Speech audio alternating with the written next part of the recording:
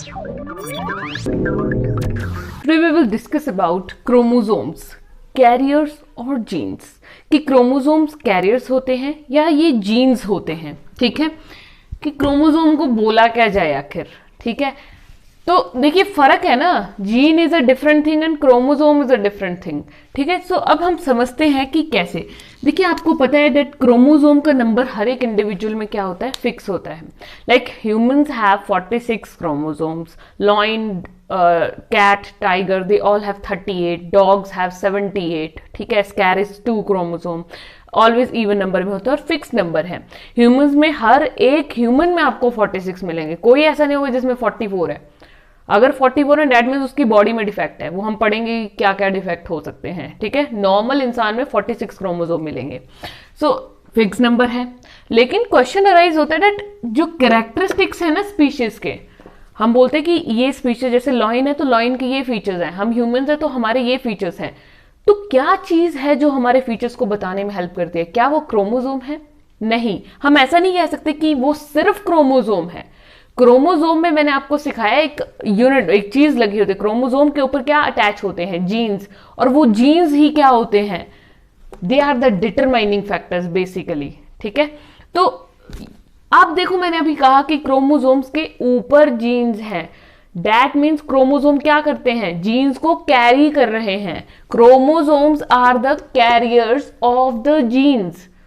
They are not exactly genes but they are carriers of the genes. ठीक है, so next बात करते हैं, chromosome number may be same but characteristic of individual vary. This is very very important thing. Okay, देखिए क्या होता है कि क्रोमोसोम नंबर तो सेम भी हो सकता है, जैसे I told you that lion, tiger, cat, इनमें क्या होता है 38 क्रोमोसोम नंबर होता है।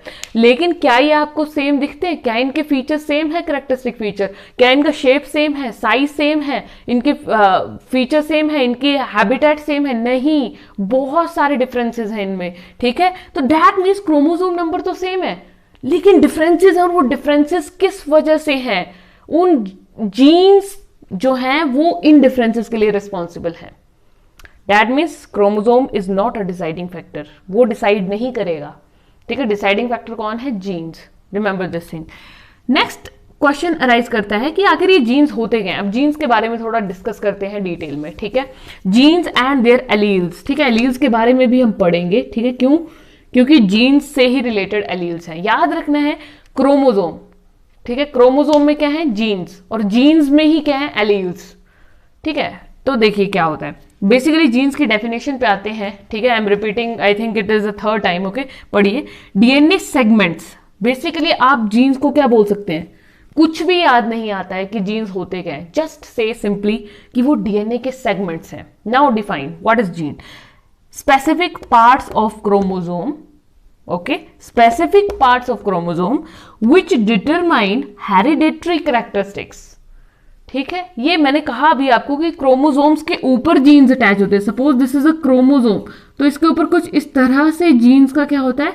अटैचमेंट होता है। ठीक है, क्रोमोसोम के ऊपर ये जीन्स अटैच होते हैं। ठीक है, विच डिटरमाइन हेरिडेटरी कैरेक्टरिस्टिक। ये क्या डिटरमाइन करते हैं कि कौन से कैरेक्टरिस्टिक फीचर हमारे पेरेंट्स से हमारे अंदर आ रहे हैं। ओके, सो याद रखना है ह्यूमंस में टोटल कितने जीन्स होते हैं? 30,000 जीन्स हैं हमारी बॉडी में, अकॉर्डिंग टू रिसर्च ऐसा पाया गया है। ठीक है, और जो लार्जेस्ट नंबर ऑफ किस, अब देखिए जीन्स कहाँ है? क्रोमोसोम में है। और कौन सा ऐसा क्रोमोसोम है जिसमें सबसे ज्यादा जीन होते हैं? That is chromosome number 1। कितने जीन्स हैं उसमें? सॉरी, ये गलत हो गया। ओके, इसमें देखिए क्रोमोसोम नंबर 1 में नियर अबाउट 2700 कुछ जीन्स हैं। Okay, 2768 I think. Okay, you can check the approximate exact number.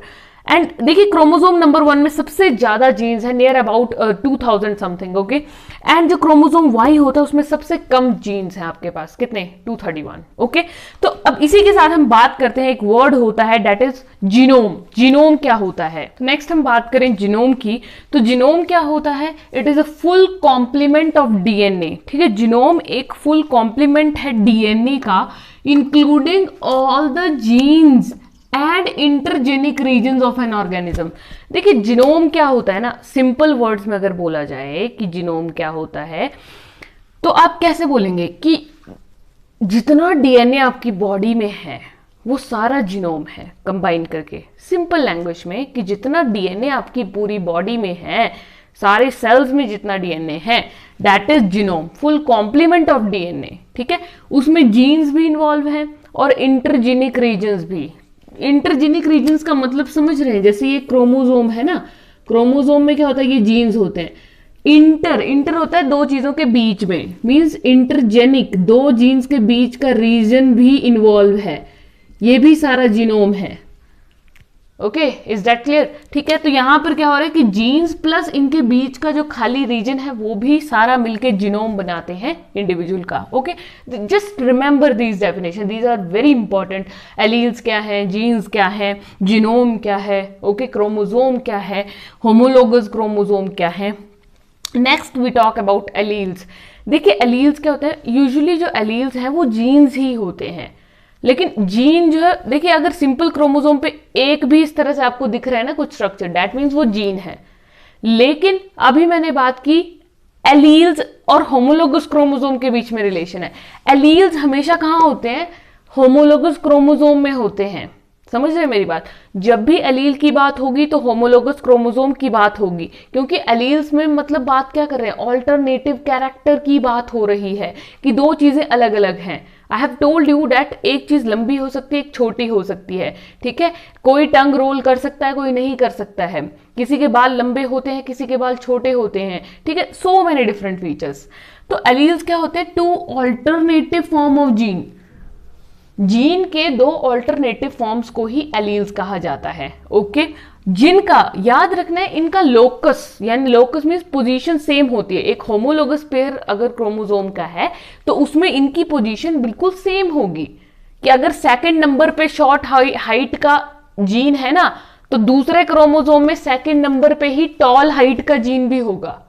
समझ रहे हैं, इस तरह से। ओके, जैसे एग्जाम्पल इसका लिया हुआ है, इसी एग्जाम्पल के बेसिस पे हम बहुत सारी बातें करेंगे। लाइक टंग रोलिंग जीन की हम बात कर लेते हैं। ठीक है, कोई देखिए आपने एक्सपीरियंस किया होगा, कुछ लोग टंग रोल कर पाते हैं, कुछ लोग नहीं कर पाते। Like this, okay, like this you can roll your tongue. तो बहुत सारे मैक्सिमम लोग तो ऐसे टंग रोल कर लेते हैं, कुछ लोग नहीं कर पाते हैं। क्यों? क्योंकि उनमें वो जीन खुद को एक्सप्रेस नहीं कर पा रहा है। देखिए कोई चीज खुद को एक्सप्रेस करती है तभी हमें दिखती है ना, वो तभी पता चलता है। तो दैट मीन्स इस बेसिस पे एलील्स के दो टाइप्स हो गए, that is dominant and other is recessive. Dominant, आपने सुना होगा कि इसका नेचर बड़ा डोमिनेटिव है, ये बहुत डोमिनेंट रहता है हमेशा, ये रहती है। ठीक है, सुना होगा ऐसे। डोमिनेंट होता है जो अपनी प्रभुता दिखाता है, जो अपने आप को ज्यादा दिखाता है, जिसने खुद को एक्सप्रेस कर दिया, दैट इज डोमिनेंट। ठीक है, means it is super ruling, जो दूसरों पर राज चलाता है, सुपर रूलिंग। रिसेसिव जो बेचारा सबऑर्डिनेट है, जो इस डोमिनेंट के नीचे रहेगा, that is recessive. That means dominant होता है जो एक्सप्रेस कर देगा खुद को, और जो नहीं एक्सप्रेस करेगा that is non expressive recessive. Okay, so जो डोमिनेंट है उसको हम डिनोट करते हैं कैपिटल लेटर से, चाहे कोई भी फीचर है। यहां पे हम इसी का एग्जांपल लेते हैं टंग रोलिंग का ही। तो टंग रोलिंग जो रोल कर लेते हैं उनको रिप्रेजेंट करेंगे आर से, जो रोल नहीं कर पाते हैं उनको रिप्रेजेंट करेंगे स्मॉल आर से। So dominant means capital R, recessive means small R, which can't role and who can role. Okay, so आप देखिए, सपोज कीजिए आपके पास एक एग्जाम्पल है, इससे हम एलील्स को अच्छे से समझते हैं। एक होमोलोगस पेयर है क्रोमोसोम का, ठीक है, और इसमें ये जो आपको दिख रहे हैं ऑब्वियसली ये क्या है, जीन्स। अगर एक ही क्रोमोसोम में बात करूं तो ये सारे क्या हैं, जीन्स। लेकिन अगर ये दो क्रोमोसोम्स में इस तरह से प्रेजेंट है ना, opposite character, contrasting, alternative forms में, मीन्स सपोज कीजिए जैसे ये रोल कर सकता है तो ये भी रोल कर सकता है, ये रोल कर सकता है, ये भी कर सकता है, ये नहीं कर सकता, ये कर सकता है, ऐसे ऐसे डिफरेंट कैरेक्टर्स होंगे। लेकिन सपोज कीजिए यहां पर आपको दिख रहा होगा सम लेटर्स मैंने कैपिटल लिखे हैं, कुछ मैंने स्मॉल लिखे हैं, तो अब उसी के बेसिस पे हम निकालते हैं कि कौन डोमिनेंट है, कौन रिसेसिव है। ठीक है, देखिए जो सेम सेम होते हैं, जैसे capital A, that means homo word use करेंगे, that is same, homozygous. Okay, and जब अलग अलग होंगे, जैसे सपोज कीजिए कैपिटल ए है और इस तरफ स्मॉल ए हो जाए, तो that means heterozygous. Hetero means different हो गया। ठीक है, सो देखिए इसी में से आप देखिए अरेंजमेंट को देखिए और बताइए कि कौन से जो है वो डोमिनेंट है, और कौन से रिसेसिव हैं। तो यहाँ देखिए ए, यहाँ पे डोमिनेंट रिसेसिव का भी इतना वो नहीं है। दैट मीन्स ये होमोजाइगस क्या है, this is a homozygous dominant gene. अगर इसकी हम बात करें सो ये एक क्या है, होमोजाइगस डोमिनेंट है, कैपिटल ए। अब स्मॉल बी, तो ये क्या हो जाएगा, this is a homozygous recessive, small letters हैं दोनों, ठीक है, मींस एक्सप्रेस नहीं कर पा रहे हैं कैरेक्टर खुद को, ठीक है। अब सपोज कीजिए सी, ये जीन्स हैं, ठीक है। अब ये सी है, एक कैपिटल है एक स्मॉल है, तो ना ये तो डोमिनेंट में आएगा ना ये रिसेसिव में आएगा, क्यों, मिक्स है, ये मिक्स्ड कैटेगरी है। तो दैट मीन्स हेट्रोजाइगस पेयर्स हैं, एक कैपिटल डी एक स्मॉल डी। तो दैट मीन्स ये सी और डी वाले क्या हैं, these both are heterozygous pairs. Okay, इसके बारे में हम डिटेल में पढ़ेंगे, बेसिकली होता क्या है और कैसे चीजें होती हैं, ठीक है।